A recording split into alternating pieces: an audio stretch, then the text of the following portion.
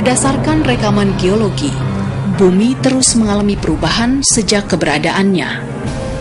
Perubahan tersebut dipicu oleh adanya proses di dalam dan di luar bumi. Seiring berjalannya waktu, kondisi alam terus berubah dan beberapa abad terakhir ini, perubahan iklim sangat cepat. Disadari atau tidak, kondisi bumi kian memburuk dan akan semakin memburuk. Sehingga suatu saat, kita akan mewariskan kondisi alam yang sangat buruk untuk ditinggali oleh generasi berikutnya. Begitu banyak faktor yang mempengaruhi perubahan pada evolusi bumi. Salah satu permasalahan yang sangat serius yang sedang mengancam bumi kita saat ini adalah pemanasan global atau yang lebih dikenal dengan global warming. Global warming adalah proses peningkatan suhu rata-rata atmosfer, lautan, dan daratan bumi. Selama 100 tahun terakhir, suhu rata-rata pada permukaan bumi terus meningkat tajam. Meningkatnya konsentrasi gas-gas rumah kaca akibat aktivitas manusia yang diawali dari revolusi industri pada abad ke-19 telah mengakibatkan percepatan peningkatan suhu rata-rata bumi di pertengahan abad ke-20 hingga sekarang. Terjadinya efek rumah kaca dapat dipaparkan sebagai berikut. Pancaran radiasi matahari masuk melalui atmosfer ke permukaan bumi. Sebagian besar radiasi tersebut diserap oleh permukaan bumi dan sebagian lainnya dipantulkan kembali ke luar angkasa. Radiasi yang diserap oleh bumi dipancarkan kembali ke atmosfer dalam bentuk radiasi inframerah panas. Radiasi inframerah tersebut diserap dan dipancarkan kembali oleh gas-gas rumah kaca yang berada di atmosfer.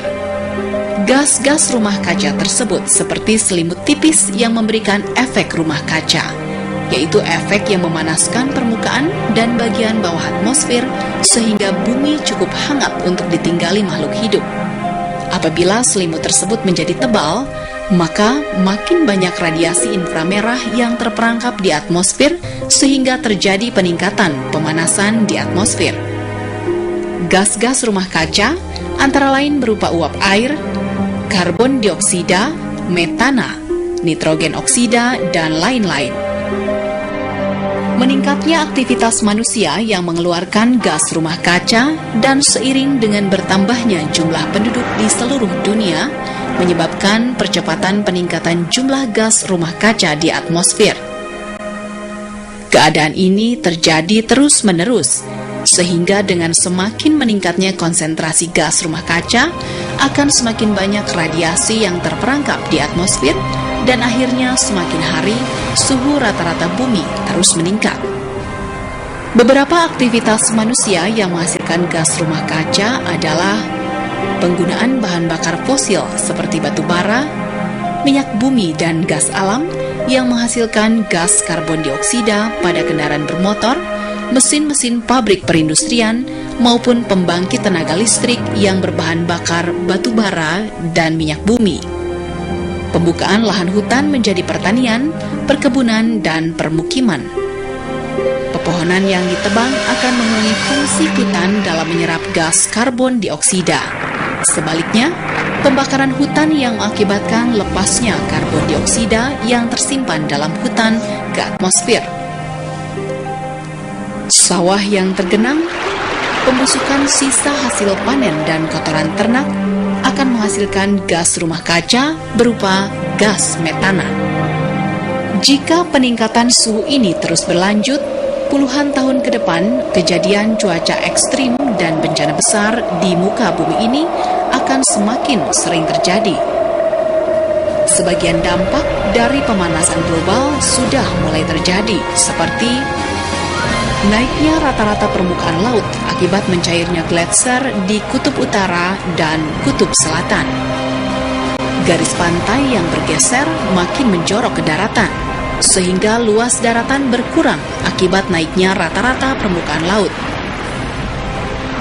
Terjadinya perubahan suhu permukaan air laut yang tidak wajar memicu terjadinya badai-badai besar yang merusak dan dapat mengakibatkan bencana, seperti badai Katrina, badai Aike, badai Nargis, dan lain-lain. terjadinya gelombang panas yang menewaskan banyak orang. Cuaca yang semakin sulit diprediksi yang mengakibatkan petani kesulitan menentukan masa tanam. Kekeringan di mana-mana dan hujan yang tiada henti memicu terjadinya gagal panen dan membuat hasil pertanian berkurang drastis.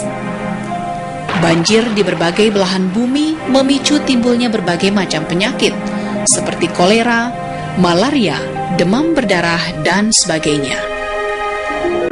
Hancurnya ekosistem dan punahnya makhluk hidup yang hidup di dalamnya yang diakibatkan oleh bencana ekstrim seperti banjir, kekeringan, dan badai.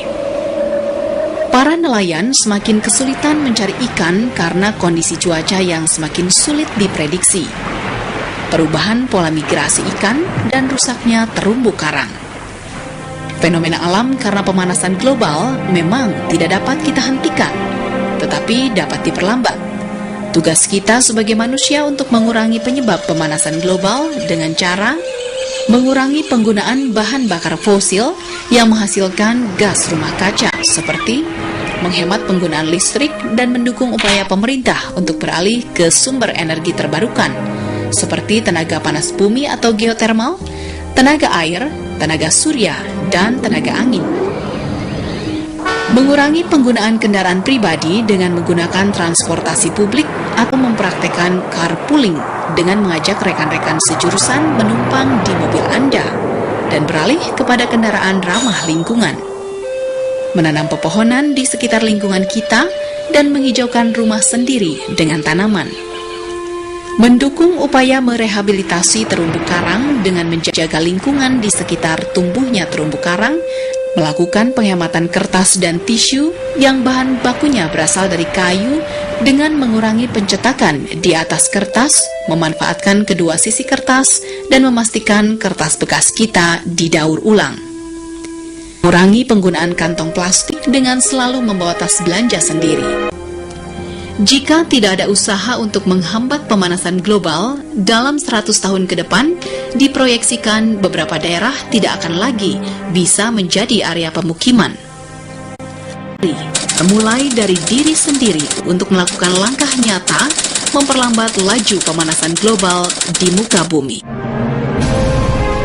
Telah tampak kerusakan di darat, di laut disebabkan karena perubahan tangan manusia, supaya Allah merasakan kepada mereka sebagian dari akibat perbuatan mereka, agar mereka kembali ke jalan yang benar.